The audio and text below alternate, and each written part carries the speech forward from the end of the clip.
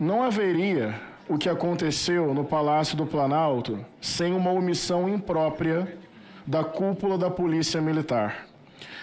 General G. Dias, o senhor afirmou que o plano de operação integrada funcionou no 7 de setembro e no 1º de janeiro. O senhor confirma essa informação? Confirma, é protocolo, deputado. Muito obrigado.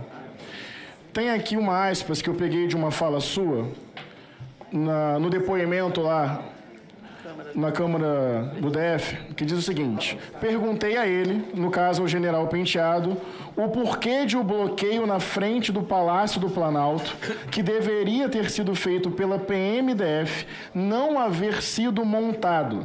Aquele era o bloqueio do plano de operações escudo do Planalto e tinha que ser montado. O senhor continua com esse entendimento?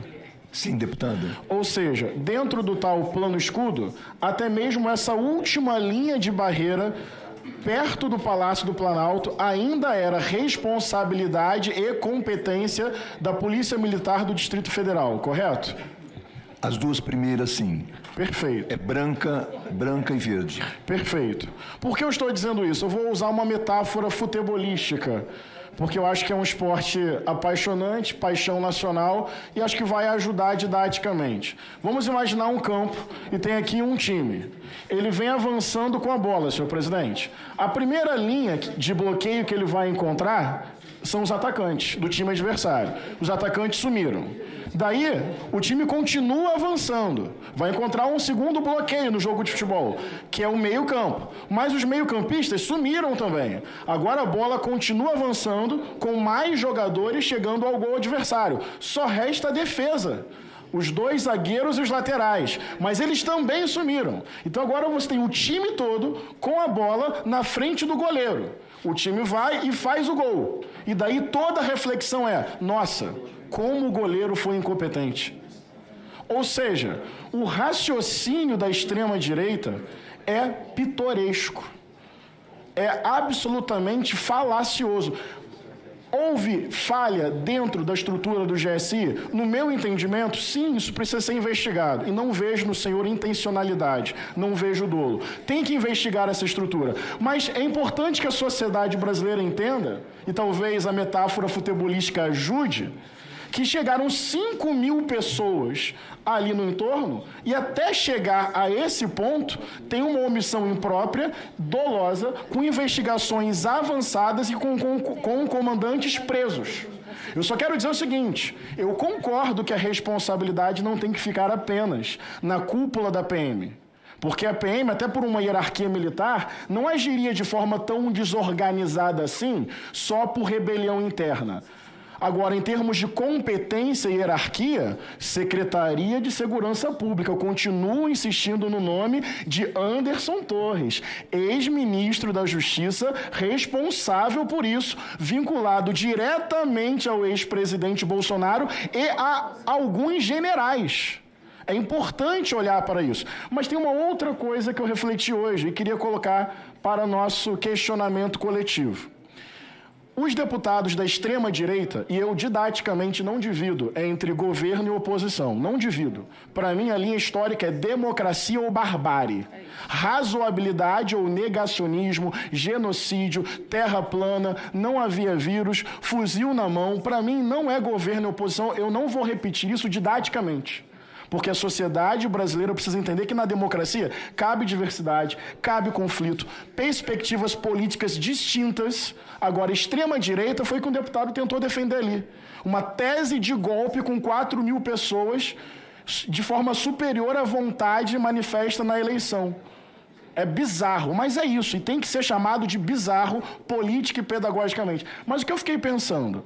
O Palácio do Planalto foi invadido, certo? Daí vem uma teoria conspiratória que o governo Lula, democraticamente eleito, tentou dar um golpe em si mesmo.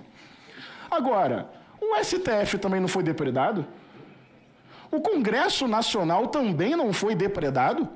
Então, por que toda carga de desconfiança e teoria conspiratória está no sistema de defesa do Palácio do Planalto exclusivamente? Entende a minha pergunta? Porque é falácia. Eles querem isentar a tentativa de golpe.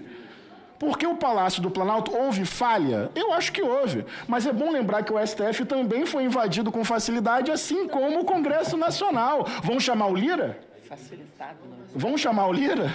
Não, porque chegou muita gente. E tendo a concordar com uma hipótese, que se a guarda chegasse ali para agir numa dinâmica mais truculenta, aí teria sangue. Tendo a pensar dessa forma e quero refletir sobre isso. Mas caminhando para o final, queria fazer uma pergunta para o senhor. Quem era o secretário executivo do GSI? No microfone que ajuda depois. General Penteado, correto? Correto. Nome vinculado ao general Heleno, governo anterior. Vamos lá. Quem era responsável pela Secretaria de Segurança Presidencial? General Feitosa. Que era também do governo anterior, vinculado ao general Heleno. Correto. Daí, debaixo dessa secretaria, se eu entendi bem, tem uma coordenadoria de análise de risco. Correto? Não, tem um departamento de segurança, o coronel Vanderly. Vanderly, que era de qual momento? Ele chegou no início do governo do presidente Lula. Perfeito. Final do governo passado, início do presidente Lula, eu acho que 2 meses. Perfeito. E a segurança de instalações? Governo passado. Perfeito. E a segurança de planejamento e doutrina, anotei certo? Governo passado. Governo passado. Avaliação de risco também. Sim. Aqui tem 2 nomes, Jader Silva e Alexandre Santos de Amorim. Estavam onde nessa estrutura? Avaliação de risco, o Amorim era o chefe e o Jader era subordinado. Então, na avaliação de risco tem esses 2 nomes. Sim. Eles eram vinculados ao governo passado? Sim. Certo. Na sindicância do GSI, eles foram afastados, inclusive. Sim. Onde eu quero chegar? A senadora Elisiane, na minha compreensão, de forma brilhante, ela mostrou ali no início que tem um padrão, vê se eu entendi corretamente, senadora, tem um padrão nas passagens de governo em que demora um tempo mesmo, especialmente no GSI, dada a sua especificidade, para ver a troca. Então, o que aconteceu esse ano não foi uma anomalia, eu entendi corretamente? De Lula para Dilma, Dilma para Lula, Temer Sim. para Bolsonaro, Bolsonaro para Lula. Ou seja, não há um comportamento anômalo ou atípico do G. Dias. Há um padrão repetido há muito tempo. Mas sabe o que eu acho que foi o grande problema? O governo anterior, que ficou com nomes dentro da estrutura do GSI, Secretaria Executiva, Coordenação de Risco, Secretaria da Presidência, Segurança da Presidência, nomes ligados ao governo anterior. Até aí, se você pega as outras transições, vida que segue, não é? Mas não é normal. É onde eu quero chegar. O governo Bolsonaro não está dentro da normalidade democrática. Então, essa transição que sempre aconteceu com uma demora, daí vai sair o nome, vai entrar outro. Tem um problema aí. Quem entregou o governo não entregou a faixa, certo? Não é uma lógica política confiável, legítima, normal dentro da democracia. Era extrema-direita, gente. Extrema-direita com características neofascistas, autoritárias, arbitrárias, violentas, bélicas, e é o que tudo demonstra, corruptas e moralmente falidas. Então, essa transição deu ruim dessa vez, porque não é uma transição normal de um governo democrático para um governo democrático. Senhor G. Dias, na minha opinião, precisamos aperfeiçoar e muito o sistema de segurança. Até bem pouco tempo atrás, inclusive, seguranças do Lula ainda foram identificados como vinculados ao governo passado. Tem muita coisa a acertar. Não vejo dolo, acho que a investigação tem que avançar, mas fico com a metáfora futebolística. Vem avançando, vem avançando, vem avançando, chega na frente do goleiro 11 jogadores e fazem o gol. E toda uma tese. Onde foi que o goleiro errou?